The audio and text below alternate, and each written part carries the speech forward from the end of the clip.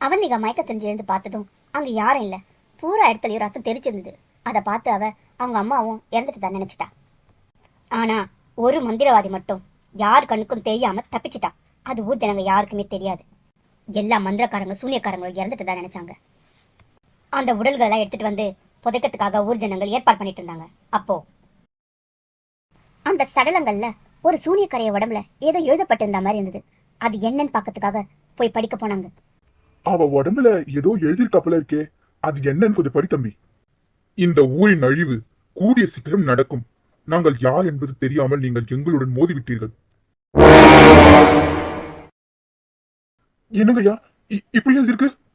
அதானே, என்ன இப்படி எழுதிருக்கு? அப்போ இவங்க கூட்டத்துல யாரோ ஒருத்தர் தப்பிச்சிருக்காங்க. ஆமா, அப்படிதான் நினைக்கிறேன். என்ன இப்படி ஆயிடுச்சு?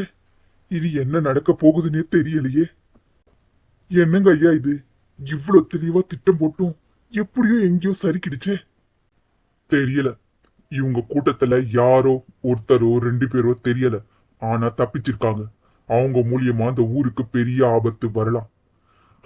நம்ம தலையில என்ன எழுதிருக்கோ அது நடக்கட்டும். சரி, இவங்க எல்லாம் புதைச்சிட்டு வாங்க போலாம்.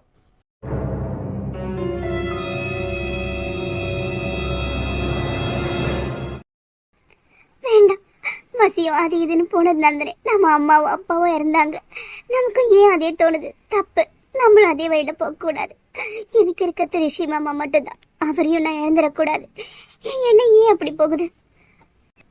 ஆனா ரிஷி மாமா எனக்கு வேணுமே. வேற ஏதாச்சும் வழி இருக்கா? அம்மா அடிக்கடி ஏதோ ஒரு புத்தகத்தை படிச்சுட்டே இருப்பாங்க. அந்த புத்தகம் கூட அந்த ரூம்ல இருக்கு. ஆனா அந்த ரூம் பூட்டி இருக்கே. அதோட சாவி எங்க இருக்குன்னு தெரியலையே. பல வருஷங்கள் அது பூட்டியே இருக்கு. அது சாவி தேடி பார்ப்போம். அங்க இல்ல, இங்கேயும் இல்ல,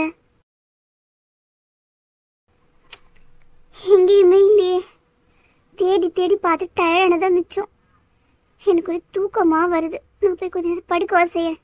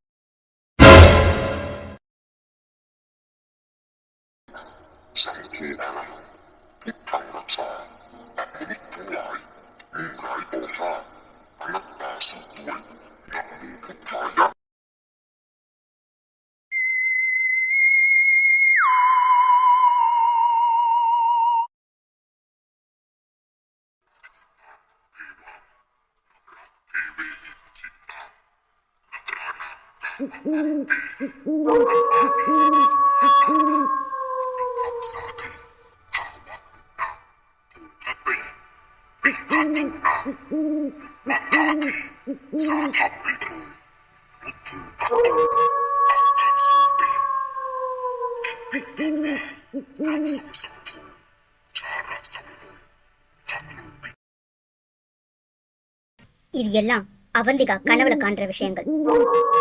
அப்போ அவனுக்கு காதுல ஏதோ ஒரு சத்தம் கேட்டுச்சு. அது என்னன்னு ஒத்து கேட்க ஆரம்பிச்சான். அது வயிற்றுல உள்ள பிறக்காத ஒரு ஆண் குழந்தையோட இதய துடிப்பு சத்தம். அந்த சத்தத்தை கேட்டதும் அவன் சிரிக்க ஆரம்பிச்சான்.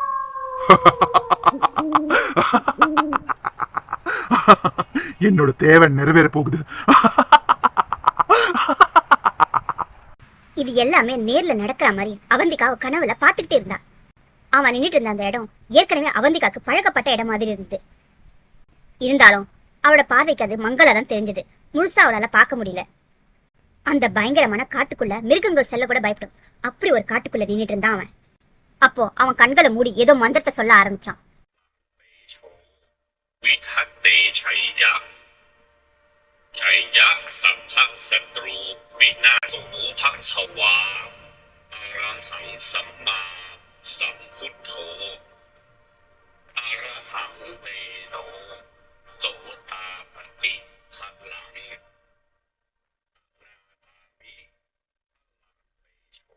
அவன் அந்த மந்திரங்களை சொன்னதும் ஒரு அக்னிகுண்டம் தானா தோண்டுச்சு.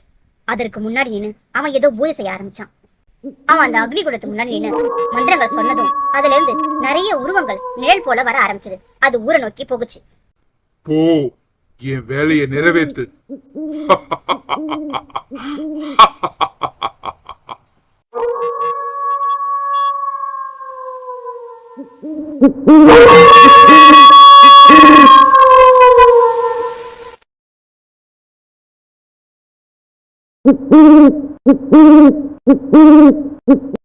இப்போ அந்த குழந்தை வளர்ந்துட்டு இருந்த அந்த வீட்டோட முன்னாடி அந்த நிழல் உருவங்க வட்டமிட ஆரம்பிச்சது. அந்த துஷ்ட சக்திங்க அந்த வீட்டுக்குள்ள நுழையணும்னு நினைக்கும் போது வேற எங்க இருந்தோ அதே மாதிரி ஒரு உருவம் வந்து அதை தடுத்தது. அவ தடுத்ததும் அந்த நிழல் உருவங்கள்லாம் மறைஞ்சு போச்சு. மீண்டும் அந்த நிழல் உருவங்கள் அந்த வீட்டுக்குள்ள நுழைய முயற்சிக்கும் போது மறுபடியும் இன்னொரு உருவம் அதை தடுத்தது. இதே போல பல முறை முயற்சி செஞ்சும் அது தோத்து போச்சு. கடைசி வரைக்கும் அந்த நிழல் உருவங்களால அந்த வீட்டுக்குள்ள நுழையவே முடியல. என்னது இது? ஏதோ ஒரு சக்தி என்னோட சக்தி உள்ள நுழைய விடாம தடுக்குது. மறுபடியும் போ.